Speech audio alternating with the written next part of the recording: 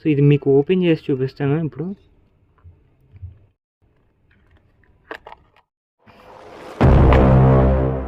మనం ట్రావెలింగ్ చేసేటప్పుడు ట్రైన్లో కానీ లేకపోతే రోడ్ సైడ్ కానీ ఇలాంటి పవర్ బ్యాంక్స్ని అమ్ముతూ ఉంటారనమాట. సో మనకి ఆ టైంలో నీడ్ కాబట్టి పవర్ బ్యాంక్ని అయితే చాలామంది పర్చేస్ చేస్తూ ఉంటారు.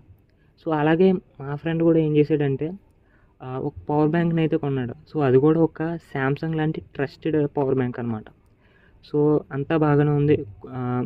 కొనిన తర్వాత అతని ముందు ఎవరైతే సెల్లర్ ఉన్నాడో అతని ముందు బాగానే ఎక్కింది. అంటే ఎక్కిన తర్వాత అతను వెళ్ళిన తర్వాత ఒక 5 పాయింట్స్ మొబైల్ ఛార్జ్ దాని తర్వాత ఆగిపోయింది.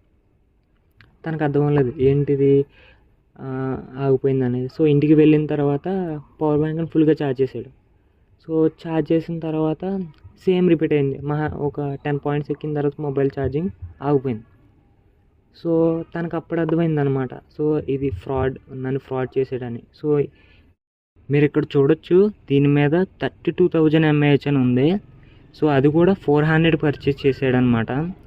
సో మీరు ఒకటి గమనించినట్లయితే మనకి 10,000 mAh బ్యాటరీయే, అదే 10,000 mAh ఉన్న పవర్ బ్యాంకే 800 అలా ఉంటుంది. సో అలాంటిది 32,000 mAh పవర్ బ్యాంక్, అది కూడా ఒక శాంసంగ్ లాంటి బ్రాండ్ దగ్గర నుంచి కొన్నాడనమాట. సో ఇది మీకు ఓపెన్ చేసి చూపిస్తాను ఇప్పుడు.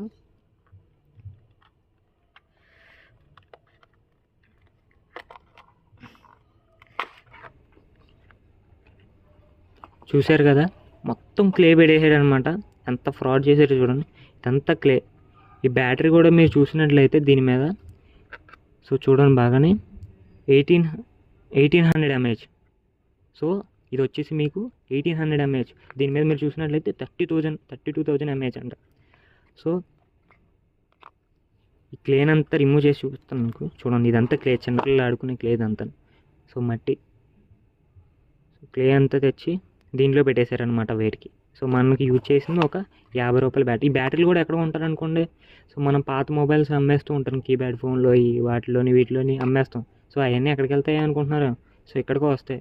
సో ఇవి వచ్చేసి మనకి 50 రూపాయలకి 30 రూపాయలకి కొంటారనమాట అక్కడ.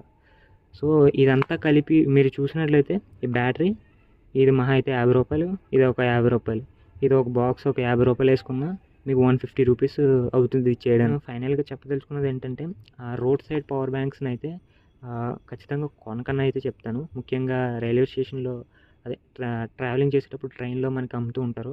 సో వాళ్ళని అస్సలు నమ్మకండి. సో మీకు అంతగా కొనుక్కోవాలంటే కనుక ట్రస్టెడ్ ఆఫ్లైన్ స్టోర్స్ విజిట్